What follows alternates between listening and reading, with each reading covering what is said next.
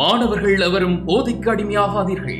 அடிமையானவர்கள் மீண்டதாக சரித்திரமில்லை. எனவே உங்களையும் சமூகத்தையும் பாதுகாத்துக் கொள்ளுங்கள். உங்கள் நலன் கருதி கல்வி டிவி. இன்றைய வகுப்பில் நாங்கள் தரம் 10க்குரிய சைவநெறி பாடத்தில் 22வது பாடம், அதாவது ஈழத்து ஆலயங்கள், ஈழத்திலே பிரசித்தி பெற்ற ஆலயங்கள் பற்றி சிலவற்றை நாங்கள் பார்க்கலாம். ஈழத்தில் பல பிரசித்தி பெற்ற ஆலயங்கள் இருக்கின்றன. பிரசித்தி பெற்ற ஆலயங்கள் இருந்தாலும் சில ஆலயங்களை பலருக்கு தெரியாமலும் இருக்கின்றன. அதாவது பிரசித்தியான சில நல்லூர் கந்தசுவாமி கோவில், நைனாதி நாகபூசணி அம்மன் கோவில் என்று சொன்னால் எல்லாருக்கும் தெரியும். ஆனால் சில கிராமங்களில் இருக்கின்ற பழமை வாய்ந்த ஆலயங்களே தெரியாது. அப்படியான ஆலயங்களையும் நாங்கள் அறிந்து கொள்ள வேண்டும். இந்த வகையில் இப்போ மட்டக்களப்பு பகுதியில் பல ஆலயங்கள் இருக்கின்றன. அவைகளையெல்லாம் உங்களுக்கு தெரிஞ்சிருக்கும். அதிலே ஒன்று தான் இங்கே தரப்படுகின்ற இப்படி பல ஆலயங்கள் இருக்கின்றன. இரண்டு சொன்னால் அந்த ஆலயங்கள் முந்தி கிராம மட்டத்தில் கிராமிய வழிபாட்டு முறையிலே பேணப்பட்ட ஆலயங்களாக இருந்திருக்கும். இப்பொழுது ஆகம முறைப்படி வந்த ஆலயங்களாகவும் இருக்கலாம். இப்போ கொக்கட்டிச்சோழி தான் தோன்றி ஈஸ்வரர் ஆலயம், இதை பற்றியெல்லாம் பலருக்கு தெரியாமல் இருக்கு. இப்படி கணக்கு இருக்கின்றது. அப்போ முக்கியமான ஆலயங்கள் என்று சொல்லப்படுகிற இப்போ திருக்கேதீஸ்வரம், திருக்கோணேஸ்வரம் ஓரளவு எல்லாருக்கும் தெரிந்த ஆலயம், பாடல் பெற்ற தலயங்கள் என்ற வகையில். அதே மாதிரி நகுலேஸ்வரம், முன்னேஸ்வரம், இவைகளையெல்லாம் ஓரளவு தெரியும். ஆனால் இப்படியான ஆலயங்களை பற்றியும் நாங்கள் அறிந்து கொள்ள வேண்டும் என்பதற்கான தான் ஈழத்து ஆலயங்களில் சில ஆலயங்களை உங்களுக்கு அறிமுகப்படுத்தியிருக்கிறார். அந்த வகையிலே நாங்கள் இன்றைக்கு கழுதாவளை பிள்ளையார் ஆலயம் என்ற ஆலயத்தை பார்ப்போம். கழுதாவளை பிள்ளையார் ஆலயம். அப்போ இந்த ஆலயத்தை பற்றி பலருக்கு தெரியாமல் இருக்கலாம், பலருக்கு கூட தெரியாமல் இருக்க. என்ன சொல்ல, அந்தந்த பிரதேசத்தில் இருக்கிற ஆலயங்களை அந்தந்த பிரதேசத்து மக்களுக்கு தெரியும், மற்ற பிரதேசத்தில் உள்ளவங்களுக்கு தெரியாமல் இருக்கலாம், அவர்கள் போகாமலே இருந்திருக்கலாம். அப்போ இவற்றினுடைய சிறப்பு பற்றி நாங்கள் இப்பொழுது பார்ப்போம். கழுதாவளை பிள்ளையார் ஆலயம். இங்கே பாருங்கள், ஆலயத்தினுடைய தோற்றம் காட்டப்படுது. கழுதாவளை சுயம்புலிங்க பிள்ளையார் ஆலயம் என்று இங்கே சொல்லப்படுகிறது. இது மூர்த்திதலன் தீர்த்தம் என்ற 3 ஒருங்கே அமையப்பெற்ற ஆலயம். கிழக்கிழங்கிலே மட்டக்களப்பு நகருக்கு தெற்கே கழுதாவளை என்ற கிராமத்திலே அமையப்பெற்ற ஆலயம் கழுதாவளை. கழுதாவளை பிள்ளையார் ஆலயம் வரலாற்று சிறப்புமிக்க ஆலயம். வரலாற்று சிறப்புமிக்க ஆலயம் பலருக்கு தெரியாமல் இருக்கின்றது. சுமார் 300 ஆண்டுகளுக்கு உட்பட்டதாக கருதப்படும் இத்தலத்தில் தோற்றம் பற்றிய கழு தேவாலய கல்வெட்டு எடுத்தியமர். கழு தேவாலய கல்வெட்டு இதை பற்றி சொல்லிடும். இவ்வாலயம் அமைந்துள்ள இடம் முன்னர் அடர்ந்த வனப்பகுதியாக இருந்த காட்டு பிரதேசமாக இருந்திருக்கின்றது. வேடுவர் தலைவனான கழுவன் என்பவன் வேட்டையாடும் பொருட்டு அங்கு வந்தான் என்றும், காரியம் வெற்றி அடையும் பொருட்டு இறையருளை நாடி நின்றான் என்றும், நாடி வெற்றிலை சடங்கு, வெற்றிலையை கொண்டு செய்யப்படும் சடங்கு வெற்றிலை சடங்கு செய்வதற்கு அவ்விடத்தை தெரிவு செய்தான் என்றும், அச்சடங்கில் நிறைவேற்றி இறையருளும் பெற்றான் என்றும் சொல்லப்படுகிறார். இவ்வாறு வேடுவர் தலைவனான கழுவன் வழிபட்ட இடம் கழு தேவாலயம். வேடுவர் தலைவன் கழுவன் அவன் வழிபட்ட இடம் கழு தேவாலயம் என்று அழைக்கப்பட்டது. பின்னர் ஊரின் பெயர் கழுதாவளை என்று ஆனது. இதனால் அப்புறம் ஊரின் பெயர் கழுதாவளை என்று மாறிவிட்டது. கதிர்காம திருத்தலத்துக்கு பாத யாத்திரை செல்லும் அடியார்கள். கதிர்காமம் அநேகமாக எல்லாருக்கும் தெரியும் ஓரளவு. கதிர்காமம் எங்களுடைய முருகன் ஆலயங்களில் சிறப்பு மிக்க ஆலயம், அது எல்லாருக்கும் தெரியும். அந்த கதிர்காம திருத்தலத்துக்கு பாத யாத்திரை செல்லுகின்ற அடியார்கள் தங்கி செல்லும் புண்ணிய பூமியாக இந்த இடம் விளங்குகிறது. இந்த கழுதாவளை பாத யாத்திரை செல்லுபவர்கள் அங்கே தங்கி செல்லுகின்ற இடமாக இந்த இடம் விளங்குகிறது. ஒரு முறை யாத்திரை வந்த இலிங்கதாரிகள் அவ்விடத்திலேயே நிலத்துக்கு மேல் இலிங்கத்தை உயர்த்தி வைக்க முயன்றது. அந்த நிலத்துக்கு மேலே அந்த ஒரு லிங்கத்தை உயர்த்தி வைக்க உட்பட்டார். ஆயே இலிங்கம் வளர்ந்து நிலத்தினூடாக கீழ் நோக்கி பரவி எனவும் அதனை எடுக்கவியலாத லிங்கதாரிகள் வியப்புற்று நின்ற வேளை செய்தி அறிந்து ஒன்று கூடிய மக்கள் கொத்து பந்தலிட்டு அதனை வழிபாடு செய்ய தொடங்கினதெனவும் கல்வெட்டுகள் கூறுகின்றன. ஆரம்ப காலத்தில் எப்படி அது ஆலயம் உருவானது என்ற அந்த இடத்துல இப்படி ஒரு கதையும் இருக்கின்றது. அந்த இலிங்கத்தை அதில் வைத்து உயர்த்தி வைக்க முற்பட்ட நேரத்தில் அது அப்படியே நிலத்திலே புதைந்து விட்டது. கீழ் நோக்கி பரவியது. அதை எடுக்கவியலவில்லை, பிறகு எடுக்கவே முடியவில்லை. இவ்வற்புத லிங்கத்தின் மகிமையை கேள்வியுற்றும் அதனை பார்க்க வந்த மணியாள் பூபால வன்னிமை என்பவர் அச்சிவலிங்கத்தில் பிள்ளையார் அம்சம் இருந்ததை கண்டுணர்ந்தார். அந்த சிவலிங்கத்தில் பிள்ளையாருடைய அம்சம் இருந்ததை கண்டார். அதனை பிள்ளையாராக வழிபடுமாறு மக்களை வேண்டார். இவ்வாறே மக்களும் அத்திருவத்தை சுயம்புலிங்க பிள்ளையார் என போற்றி வழிபட ஆரம்பித்தார். என்ன சுயம்புலிங்கம் வேண்டாம், அது அப்படியே அதில் தோன்றியதாக சொல்லப்படுது. கலை வனைப்பு மிக்க சிற்பங்களோடும் ஓவியங்களோடும் காட்சியளிக்கும் இந்த ஆலயம் மடாலய வகையை சார்ந்தது. இங்கு சுயம்பு லிங்கமாக பிள்ளையார் வீட்டிலிருந்து அடியார்களுக்கு அருள்வார் இருக்கின்றார். அங்கே நித்திய நைமித்திய கிராமிய கிரியைகள் மிக சிறப்பான முறையிலே நடைபெற்று வரும். இப்போ கிரிகை முறையிலே அமையப்பட்ட ஆலயமாக இருக்கின்றது. இவ்வாலயத்தின் தலைபட்சமாக வில்வமரம் விளங்குகிறது. இங்கு ஆனி உத்தரத்தை தீர்த்த உற்சவமாக தினமாக கொண்டு 10 நாட்கள் மகோத்சவம் நடைபெற்று வருகிறது. தீர்த்த உற்சவம் ஆனி உத்தரத்தை வைத்து அங்கே 10 நாட்கள் ஒரு மகோத்சவம் நடைபெறுகின்ற கோயிலாக இந்த கோயில் விளங்குகின்றது. கழுதாவளி பிள்ளையார் ஆலயம் ஆரம்பத்தில் லிங்கமாக தோன்றியது. அந்த லிங்கத்திலே இருந்து லிங்கம் பிள்ளையாருடைய அம்சமாக மாறியதினாலே அது பிள்ளையார் ஆலயமாக மாறி கழுதாவளி பிள்ளையார் ஆலயம் என்று அது அமைக்கப்படுகின்றது. இங்கே சில வினாக்கள் கேட்கப்படுகின்றது. ஒவ்வொரு பாடத்துக்கு பிறகு ஒவ்வொரு வினாக்கள் வருகின்றன. அவற்றை பார்த்து கொண்டு அடுத்த ஆலயத்துக்கு போகலாம். இங்கே கழுதாவளி பிள்ளையார் ஆலய வரலாற்றும் தொடர்புடைய கதை ஒன்றை 2 கதை சொல்லப்பட்டது. ஒன்று, கழுவன் என்றவன் அங்கே வழிபட்டதாக, தன்னுடைய வெற்றி கொடுத்து அங்கே வெற்றிலையிலே வைத்து வழிபட்டதாக ஒரு வரலாறு இருக்குது. இதைவிட யாத்திரை சென்றவர்கள் இலிங்கத்தை அங்கே நிமித்தி வைத்தபோது லிங்காதாரிகள் என்று சொல்லுவார். லிங்கத்தை கொண்டு சென்ற அந்த லிங்கத்தை அந்த இடத்துல வைத்தபோது அது அப்படியே நிலத்திலே ஊன்றிவிட்டது. பிறகு எடுக்கவே முடியவில்லை என்று ஒரு வரலாறு. இவ்வாறு அது பிறகு பிள்ளையார் ஆலயமாக மாறியது. அந்த லிங்கத்திலே பிள்ளையார் அம்சம் இருந்ததுனால பிள்ளையார் ஆலயமாக மாறியதாக. கழுதாவளி பிள்ளையார் ஆலயத்தின் தலைவிருட்சம் இங்கே வில்வமரம், வில்வம். இவ்வாலயத்தின் மூலமூர்த்தியின் சிறப்பும் இங்கே அதான் லிங்கமாக வந்தது, பிறகு பிள்ளையார் அம்சமாக மாறியதுதான் சிறப்பு. அதாவது சுயம்பு லிங்கம் அப்படியே வேரூன்றி விட்டது, அதனால் சுயம்பு லிங்கம். இவ்வாலயத்தின் அமைப்பு உபயோகித்தது என்று சொன்னால் அமைப்பு இப்பொழுது பல்வேறு சிற்பங்கள் நிறைந்த ஆலயமாக சிறப்பான ஒரு ஆலயமாக இப்பொழுது இருக்கின்றது. பிள்ளையார் ஆலய வரலாற்றை எவ்வாறு அறியலாம் என்றால் அது கல்வெட்டில் கழுதுவாலயம் என்ற கல்வெட்டு அங்கே இருக்கிற அந்த கல்வெட்டில் இருந்து அவற்றை அறிந்து கொள்ளக்கூடியதாக இருக்கிறது. இப்படி இந்த வினாக்களுக்கு விடைகளை நீங்கள் வகுப்பறையில் செய்து பார்க்கலாம். அடுத்ததாக கொக்கட்டிச்சோலை தான் தோன்றி ஈஸ்வரர் ஆலயம்.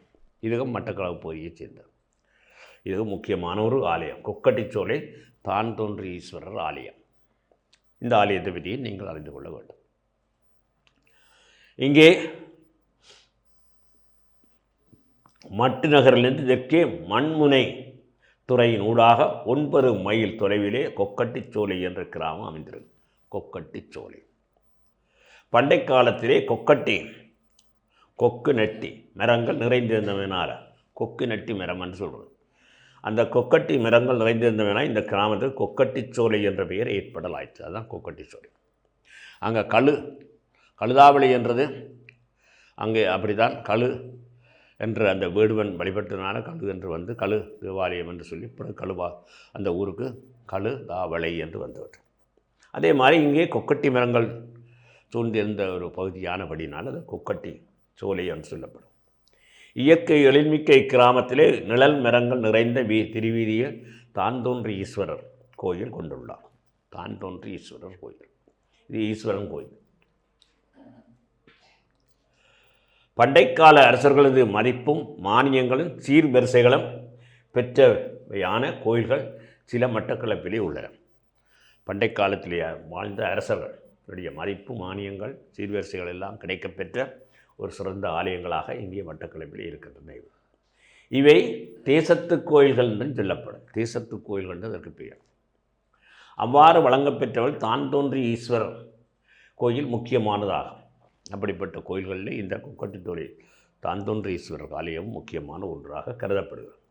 மட்டக்களப்பில் பழமையான சிவன் கோயில்களில் என்ற பெருமை இக்கோயிலுக்கு உண்டு. இக்கோயிலே இறைவன் சுயம்புலிங்கமாக தானே தோன்றி வீட்டிலிருந்து அருள்வாளிக்கு. சுயம்புலிங்கம் தானாகவே தோன்றிய இடம்தான் சுயம்பு. மட்டக்களப்பு மான்மியம் என்ற நூலிலே இவ்வாலயத்தின் தோற்றம் பற்றிய குறிப்புகள் மட்டக்களப்பு மான்மியம் என்ற நூலில் இந்த சுயம்புலிங்கமாக தோன்றிய தான் தோன்றிய ஈஸ்வரர் ஆலயம் பற்றிய குறிப்புகள் இருப்பதாக சொல்லப்படுகிறது. மட்டக்களப்பின் மண்முனை பகுதியை உலகநாச்சி என்ற அரசை ஆண்டு வந்தாள் என்று ஒரு கதை உண்டு. அக்காலத்திலே தேனெடுக்கச் சென்ற வேடுவர் கொக்கட்டி மரம் ஒன்றை தேனெடுப்பதற்காக வெட்டினார் என்றும். தேனெடுப்பதற்கு சென்ற வேடுவர் கொக்கட்டி மரத்திலே ஒன்றை தேனெடுப்பதற்கு வெட்டினார் என்றும் மரத்திலிருந்து உதிரம் பெருகியது, இரத்தம் பெருகியது. பதைவதைத்த வேடுவர் தலைவன் நடந்ததை உலகநாச்சியிடம் தெரிவித்தார். அங்கே அந்த உலகநாச்சியினுடைய ஆட்சி அங்கே நடக்குதாக அவர்கிட்ட கொண்டே தெரியும். உலகநாச்சி தன் பரிவாரங்களுடன் குறித்த இடத்துக்கு சென்று பார்த்தபோது அவ்விடத்தில் சிவலிங்கம் ஒன்று புதையுண்டு கிடக்க கண்டு அது செய்தார். அங்கே ஒரு சிவலிங்கம் புதையுண்டு கிடக்க சென்று அந்த இடத்திலே ஆலயம் ஒன்றை அமைப்பித்தார். அவ்வாறு ஆலய திருப்பணிகளுக்கு மட்டக்களப்பை ஆண்ட தர்மசிங்கன் என்றவரும் உதவி புரிந்ததாகவும் கூறப்படுகிறது. இப்படியாக அவளால் ஆரம்பிக்கப்பட்ட அந்த ஆலயம் இப்படி தர்மசிங்கன் என்ற உதவி புரிந்ததாகவும் சொல்லப்படுது. இக்கோயில் தொடர்பாக பொறுதொரு அதிகமும் இருக்கா. இன்னொரு கதையும் இருக்குது. பண்டை காலத்தில் இந்தியாவிலிருந்து கதிர்காமத்தை தரிசிக்கும் முத்துலிங்கர் கொக்கட்டியார் என்ற சித்தர்கள் இருவர் யாத்திரையாக வந்தனர் என்றும். முத்துலிங்கர் என்றவரும் கொக்கட்டியார் என்றவர் இந்த யாத்திரையாக வந்திருக்கார். அப்போது ஆலயம் உள்ள இடத்திலே கொக்கட்டியார் சமாதி அடைந்தார். அவர் சமாதி அதிலேயே இருந்துவிட்டார். அவரது சமாதியிலிருந்து சிவலிங்கம் ஒன்று தோன்றி இருந்தது என்றும் அதை கொக்கட்டிமரன் மறைத்திருந்தது என்றும் வேட நிறுவன் அதனை வெட்டிய போது மரத்தினின்று உதிரம் வடிந்தது என்றும் அதை வெட்டிய போது மரத்திலிருந்து உதிரம் வடிந்தது என்றும் இச்செய்தியை கதிர்காம யாத்திரிகரான செட்டியார் ஒருவர் சொற்பனத்தின் மூலம் அறிந்தார் என்றும். ஒரு செட்டியார் சொற்பனத்தின் மூலம் கனவு அவர் சமாதி இருந்த இடத்துக்கு வந்து அங்கிருந்த சிவலிங்கத்துக்கு கோயில் எழுப்பி திருப்பணிகள் செய்தார் என்றும் ஒரு கதை இருக்குது. அப்போ அங்கே உலகநாட்சி என்று சொல்லப்படுகின்ற அரசினுடைய ஆட்சியில் இவ்வாறு நடந்த ஒரு கதை இருக்குது. இவ்வாறு 2 வகையான கதைகள் சொல்லப்படுகின்றன. இலங்கையில் சோழர் ஆட்சியின் போது சோழ மன்னர்கள் ஆதரவு இவ்வாலயம் பெற்று விளங்கியது என்று சொல்லப்படும். இலங்கையை சோழர் ஆட்சியின் ஆண்ட காலத்திலே சோழ மன்னர்களுடைய ஆதரவை பெற்ற ஒரு ஆலயமாக குளக்கோட்ட மன்னன் கலிங்க மகான் ஆகியோரும் இந்த ஆலயத்துக்கு திருப்பணிகளை முன்னெடுத்தார். இவ்வாலயத்தில் இறைவன் தான் தோன்றிய ஈஸ்வராகவும் இறைவி பார்வதி அம்பிகையாகவும் வீட்டிலிருந்து அருள்வாளிக்கின்றார். இப்போ இறைவனுடைய பெயர் தான் தோன்றிய ஈஸ்வரர், இறைவியினுடைய பெயர் பார்வதி அம்பிகை. தலைவிருச்சமாக கொக்கட்டி மரமாக இங்கு காணப்படும் கொடித்தம்பம் 60 அடி உயரம் கொண்டது. 60 அடி உயரம். இதுவே இலங்கை மிக உயரமான கொடித்தம்பமாக காணப்படும் கொடிமரம்.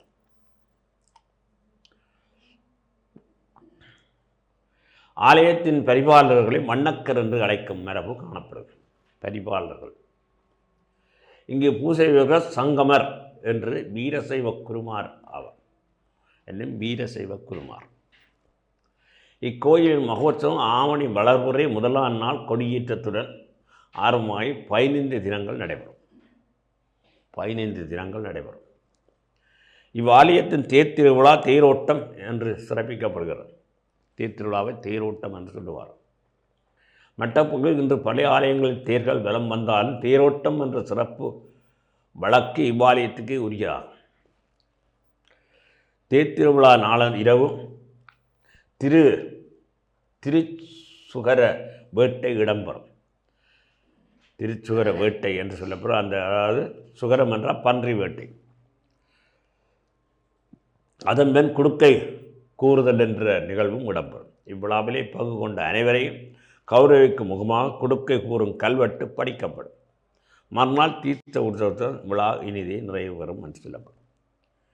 இப்படி இந்த கொக்கட்டிச்சோலை ஆலயத்திலே சிறப்பாக இந்த நிகழ்ச்சிகள் எல்லாம் நடைபெறுகின்ற ஒரு ஆலயமாக இருக்கின்றது. இந்த நாட்களை பார்ப்போம்.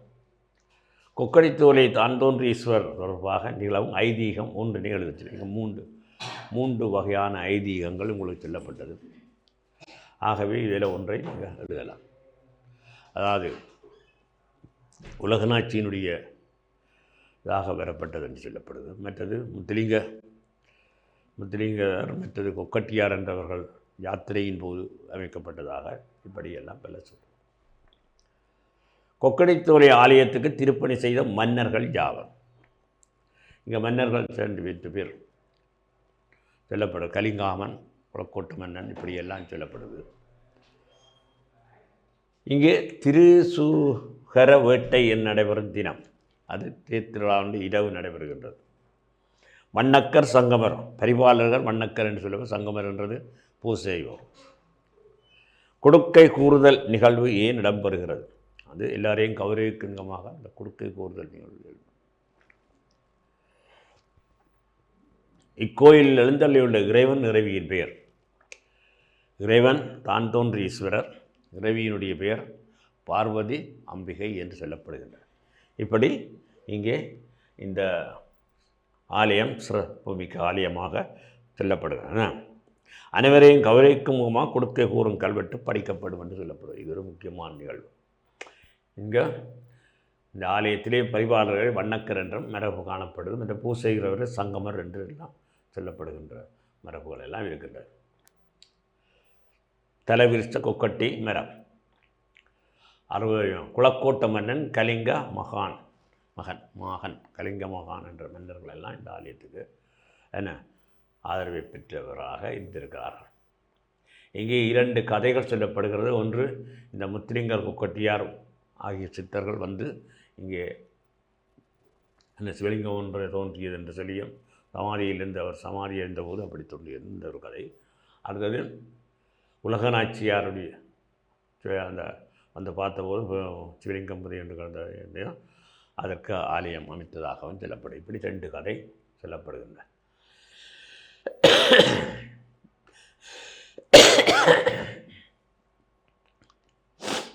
அடுத்தது இனி நாங்கள் பார்ப்போம். அடுத்த ஆலயம் நல்லூர் கந்த சுவாமி கோவில். எல்லாருக்கும் தெரிந்த ஆலயம். யாழ்ப்பாண பிரதேசத்திலே இருக்கின்ற ஒரு ஆலயம். அது உங்களுக்கு எல்லாம் தெரியும். ஈழத்தின் வரலாற்று புகழ்மிக்க முருக வழிபாட்டு தலங்களில் நல்லூர் கந்த சுவாமி கோவிலும் ஒன்றாகும். ஆரிய சக்கரவர்த்திகளின் வழிபாட்டுக்குரிய கோயிலாக இவ்வாலயம் திகழ்ந்திருக்கின்றது. கோட்டை ராட்சியத்தை ஆண்ட 6ஆம் பராக்கிரம மகனாகிய செண்பகப் பெருமான் யாழ்ப்பாண ராட்சியத்தை கைப்பற்றி நல்லூரை தலைநகராகிக் கொண்டு ஆண்டான் என்றும் அந்த மன்னுடைய காலத்திலேயே தான் நல்லூர் கந்த சுவாமி கோவில் கட்டப்பட்டது என்று சொல்லப்படுகின்றது.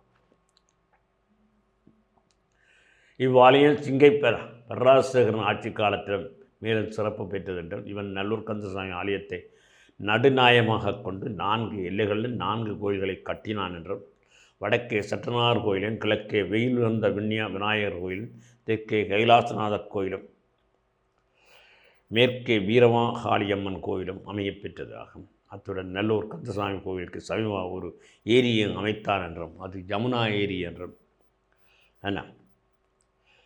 திவ்ய தீர்த்தத்தையும் கொண்டு வைத்து அந்த ஏரியிலே கலந்து அதற்கு யமுனா ஏரி என பெயரிட்டார் என்றும், அது மருவி யமுனாரி என்று ஆயிற்று. நல்லூர் கந்தசுவாமி ஆலயம் 16ஆம் நூற்றாண்டில் போர்த்துகேயராலே அழிக்கப்பட்டு ஒல்லாந்தர் ஆட்சியிலே அரசாங்க உத்தியோகத்தராக இருந்த ரகுநாத மாப்பான முதலியார் என்பவர் அரசிடமிருந்து இல்லத்தை வாங்கி அதில் ஆலயத்தை புதிதாக கட்டினார் என்று சொல்லப்படுகிறது. மன்னர்களாலே போற்றப்பட்டு வந்த மூல விக்கிரகத்துக்கு பதிலாக வேலொன்றை மூலமூர்த்தியாக கொண்டு அந்த ஆலயம் கட்டி எழுப்பப்பட்டது.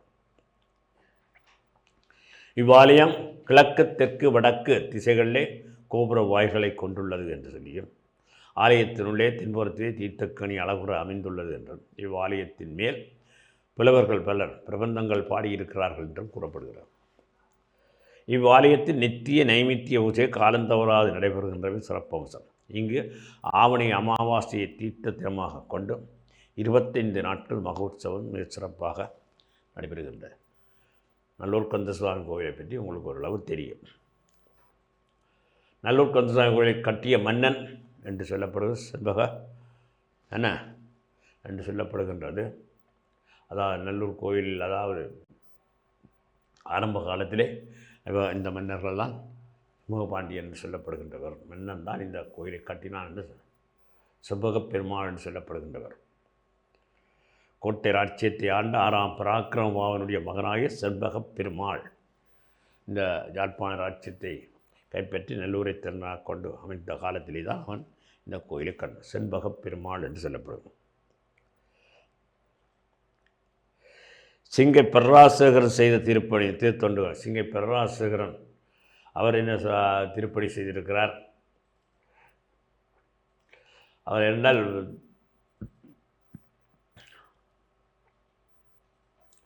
அவர் பல்வேறு திருப்பணிகளை பெர்ராசேகரன் ஆட்சி காலத்தில் இந்த ஆலயம் சிறப்பு பெற்றதாக ஆலயத்தை நடுநாயகமாக கொண்டு பல ஆலயங்கள் பக்கங்கள் எல்லாம் கட்டினது இந்த பெர்ராசேகரன் ஆட்சியில் தான்.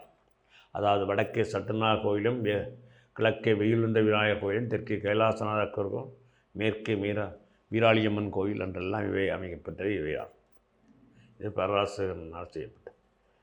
போர்த்துக்கேயர் அழிவுற்ற ஆலயத்தை மீண்டும் புதிதாக கட்டியவர் இந்த முதலாளியர் ஆறு இங்கே ரகுநாத மாப்பான முதலியார் என்றார். ரகுநாத மாப்பான முதலியார் என்பவர் ஒல்லாந்தர் ஆட்சியிலே அரசாங்க உத்தியாளர் ரகுநாத மாப்பான முதலியார் என்றவர் பிறகு புதிதாக கட்டியதாக அதிலே வேலொன்றை மூலமுத்தியாக கொண்டு இவருடைய காலத்திலே தான் இது செய்யப்பட்டது. இவ்வாலயத்தை மூலமுத்தியாக வழங்குவது வேல்.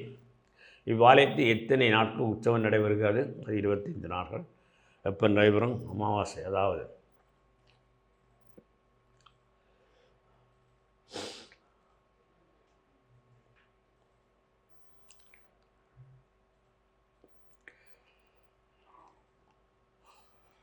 ஆவணி அமாவாசையை தீர்த்த தினமாக கொண்டு அந்த 25 நாட்கள் அந்த மகோத்சவம் நடைபெறுவதாக சொல்லப்படும். அடுத்ததாக நாங்கள் பார்க்கிறது நைனை நாகபூசணி அம்மன் ஆலயம். இதுவும் அநேகமாக எல்லோருக்கும் தெரிந்த ஆலயம். இங்கே பார்ப்போம்.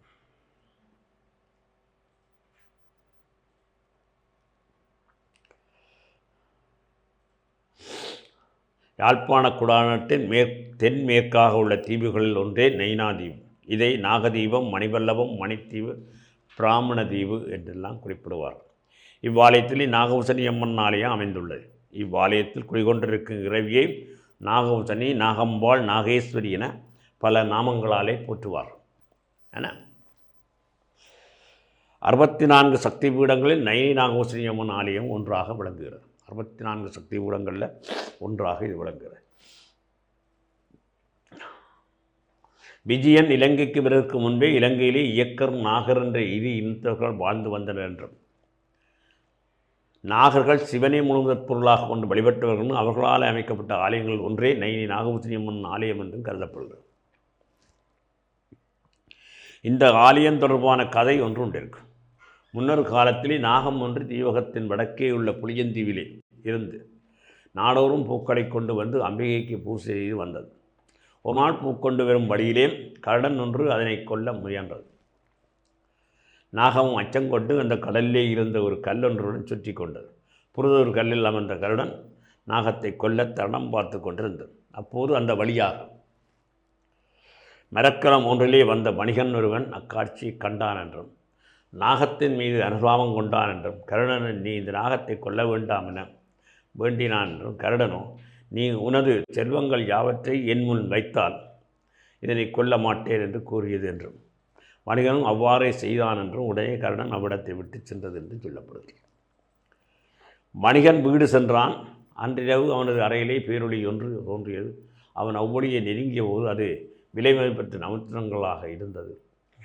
தெரித்த ஒளி என்பதை கண்டான். இது அம்பிகையின் திருவருட்செயல் என உணர்ந்து அம்பிகைக்கு பெருங்கோயில் கட்டினான். அவ்வாலயத்தில் பூசகராக நைனை பட்டரை நியமித்தான் என்று சொல்லப்படுகிறது.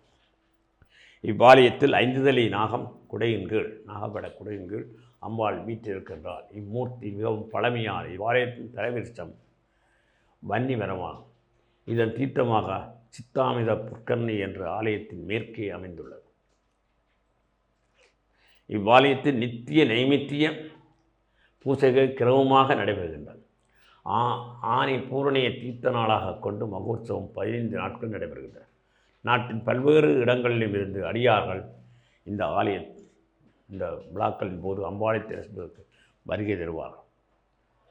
ஆனி மாத பூரணி நிலாவொளியிலே அலைகடல் மத்தியிலே அம்பாள் தெப்பத்தில் எழுந்தள்ளி காட்சி கொடுப்பது அடியார்கள் மனதை விட்டு அகலாத ஒரு அற்புத காட்சி.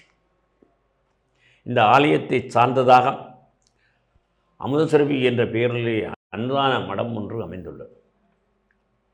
அந்த மடத்தில் விசேட தினங்களில் அன்னதானம் வழங்கப்படுகிறது. கோயில் மடத்தில் நித்தம் அன்னதானம் வழங்கப்படுகின்றவையும் சிறப்பான அம்சமாகும். நாமசனி அம்மன் ஆலய சமூக பணிகள் பலவற்றை செய்து வருவதும் குறிப்பிடத்தக்கது. சமூக பணிகளையும் இந்த ஆலயம் செய்து வருகின்றது. வினாக்களை பார்ப்போம். நைனாதீவு இலங்கை உப்பாகத்தில் அமைந்துள்ளது. தென்மேற்கு பகுதியிலே அமைந்திருக்கின்றது. அந்த தீவு கூட்டங்களில் இருந்து ஒரு நாகம். இத்தீவுக்கு வழங்கப்படும் வேறு பெயர்கள் நாகதீபம், நைனாதீவு, மணிபல்லவம் என்றெல்லாம் சொல்லப்படுகின்றது. நாகபூசணி அம்மன் ஆலயத்தை அமைத்தவர்களாக கருதப்படுவோர் அங்கே இந்தியாவிலிருந்து வந்த அந்த ஒரு கதையிலே அந்த சொல்லப்படுகின்ற அவரால் அமைக்கப்பட்டதாக சொல்லப்படுகின்றது. இக்கோயிலுடன் தொடர்புடைய கதை அதான் இந்த கதை, அந்த நாகம் பூசித்த கதை. பாம்பு வந்து கருடன் தடுத்ததாக அந்த கதை சொல்லப்படுது. மூலமூர்த்தியின் தோற்றம் 5 தலை நாகம் குடையங்கில் அம்பாள் வீற்றிருக்கின்றது. கோயில் மகோத்சவம் ஆரம்பம் தினம் ஜாது எத்தனை நாட்கள்? 15 நாட்கள் இங்கே உற்சவம் நடைபெறும். சரியோ? ஆலயத்துக்கு உரிய சிறப்பான உற்சவம் அதான் தெப்ப உற்சவம் ஒரு சிறப்பான உற்சவமாக கருதப்படுகின்றது. இவ்வாறாக இந்த ஆலயம் சிறப்பான ஒரு ஆலயமாக எங்களுடைய நாட்டிலே திகழ்ந்து வருகின்றது. இவ்வாறு இன்னும் பல ஆலயங்களை பற்றி நாங்கள் அடுத்த வகுப்பிலே வெற்றி பற்றி சிந்திப்போம். நன்றி. கல்வி டிவியில் புத்தம்புது நிகழ்ச்சிகளை உடனுக்குடன் பார்த்து மகிழ எமது ஃபேஸ்புக் மற்றும் யூடியூப் பக்கத்தை லைக் செய்யுங்கள்.